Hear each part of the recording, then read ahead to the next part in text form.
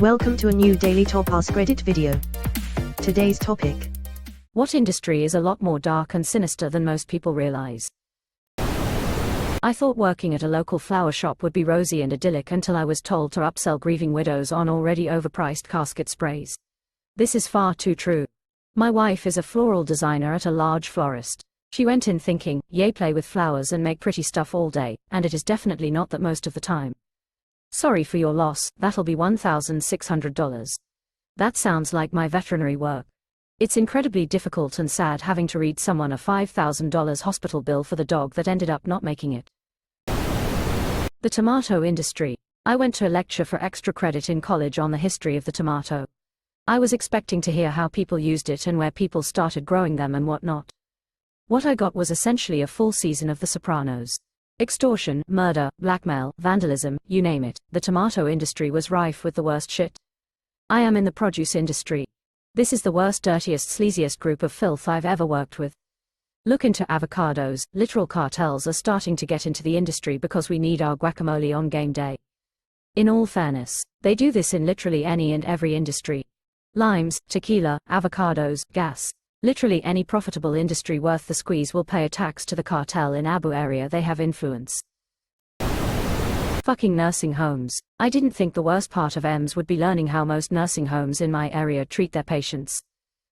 But it is, by far. When I was in nursing school I did a clinical rotation in a bunch of nursing homes, and I'll spare the details and leave it at, please just kill me before putting me in a nursing home. 100% throw me in the garbage before putting me in these places. How long has this been going on? Oh, since about 12 o'clock. She's been seizing for 8 hours. Exclamation mark quote. She's not my patient, she just got here actually. I always like working a code and there is rigor in the jaw and cold extremities, but the nurse insists that they last saw the part 10 minutes ago. I call it the nursing home trifecta, not my patient, just got here, fine 5 minutes ago. After just a few months as a paramedic, I straight up told my parents they'd be better off odding on Oxy rather than ending up in one of those hellholes. Absolutely. I've responded to so many calls in nursing homes. Walk in and they smell like piss, my shoes are sticking to the floor, it looks like The Walking Dead inside there. One time I responded to one for difficulty breathing to find they had the guy on a non-rebreather at 4 lpm. No wonder he couldn't breathe. There were some in the nice areas that were like resorts though. Massive restaurant-style cafeterias, tennis courts, the works. It was just insane seeing how much better off the people at those nice SNFs were as well, compared to the shitty ones. It was living corpses compared to regular old people. Awful. I work for a 5-star facility and the level of care is still disappointing for my standards. I can only imagine what goes down in the shitholes. Elder care, and the care industry in general. The entire assisted living industry is so predatory.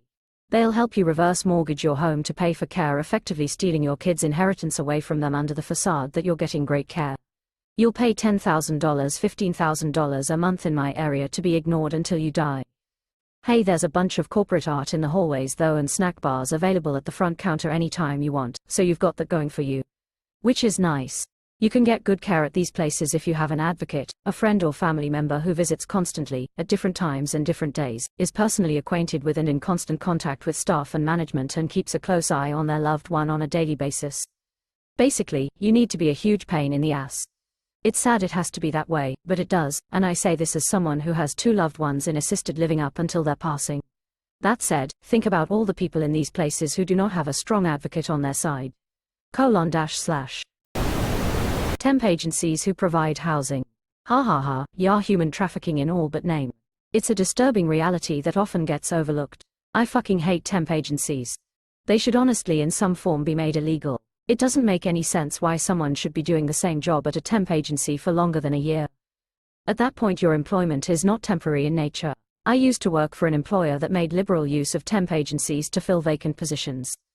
Some people were temps for 3 to 5 years, all the while getting paid less, and getting no benefits, than the full-timers who were doing the same job.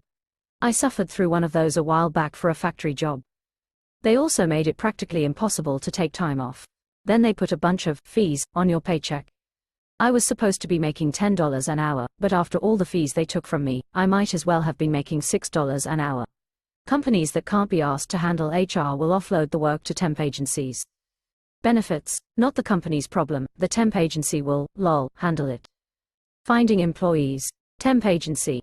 If you're not a good fit, they just don't renew you. No need to fire or follow all the pesky EEOC law. This will get buried, but the aquarium industry is awful. The amount of death and fish we just throw away would shock you.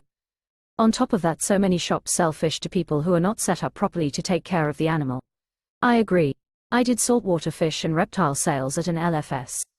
The amount of animals that die in shipping alone is staggering, but most pets are sold into homes that cannot afford proper care. I lived in a college town and kids would blow student loan money on exotic pets then abandon them. I knowingly sentenced countless animals to death by selling bare minimum requirements to house special needs animals. It's dark and pet store owners are truly evil people. Gambling. However sinister you think it is, it's more than that. Literally everyone knows the phrase, the house always wins, and yet. The most devious shit ever popped up on the NBC post-game show for Sunday Night Football. They had a Big Wins segment where they had actual bets at long odds that won.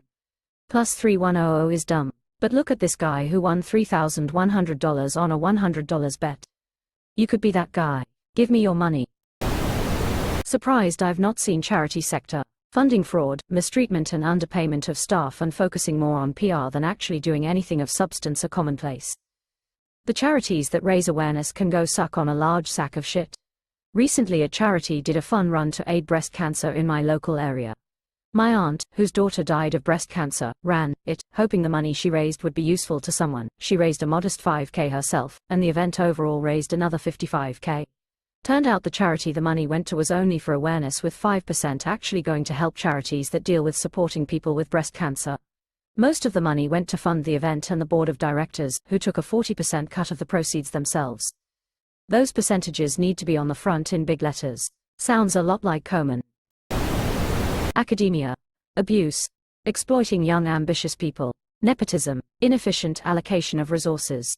The political gamesmanship in academia is unreal. Hard work, intelligence PFFF. Suck up to the department head and play the head games if you want to get ahead. Zero transparency or accountability from leadership. Quote, everybody agrees that the system is sick and fucked up. However, anybody that can change the system benefits from not changing it. Yep, family friend got his PhD and was excited to start his career in university research and teaching. He lasted about 3 years before he was burned out from the nepotism and backstabbing. He went into public research for about the next 15 years but got tired of everything being contingent on the next grant. He is now happily self-employed. He said if he had to do it over again, he would have stopped at his master's degree and just gone into private industry straight away. He would have gotten paid more, had better job security and, likely, a better working environment. My husband is tenured full professor at a state school, and OMG it's excruciating to hear about all the bullshit he has to deal with. He's always on faculty grievance committees or hiring committees or faculty review committees, so I get full rundowns of the shit show. My aunt was a tenure-track professor at a university. She didn't get tenure, so she had to move to a new school to get it. She made a comment once I've never forgotten: do you know why the politics in academia are so vicious? Because the stakes are so low. Quote, never worked in academia, but I can totally see how that would be the case. Yeah. Professors at the highest levels are genuinely the sharpest people I know, and they work really hard, even the ones I dislike very much. These profs don't get the sort of recognition society usually bestows to people who work insanely hard and are very smart. E.g., their salaries are pretty low and they really don't wield a huge amount of power in their respective institutions, at least relative to other people like them in non-academic institutions. I.e., the stakes are kinda low. That means they cling to the main form of capital they do have, which is socio-political, and wield it enthusiastically whenever they can to secure their ego against others, especially those seen as anything resembling a threat, including junior faculty. They also deal with so many students at elite universities, and while the vast majority are kind, if you teach classes with 200 people, a few are bound to be nasty every semester and it really wears on you. I think the viciousness, ego, dirty political games, etc.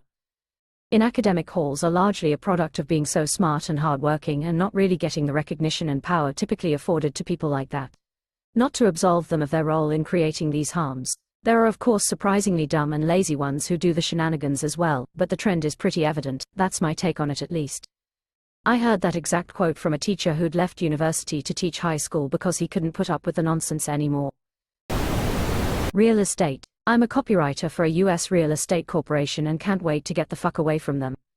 Disgusting industry, but right now I need to pay my bills.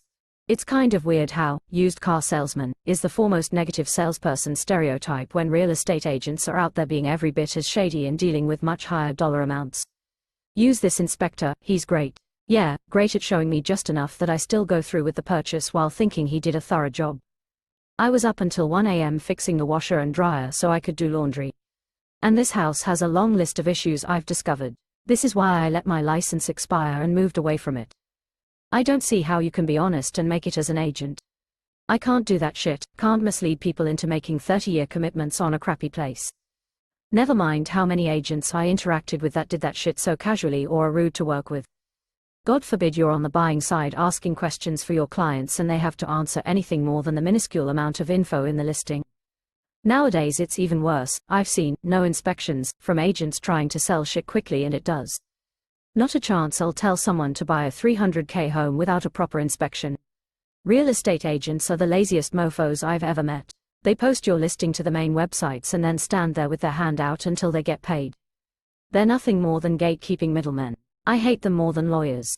Many of them don't even do the little work of showing open houses anymore.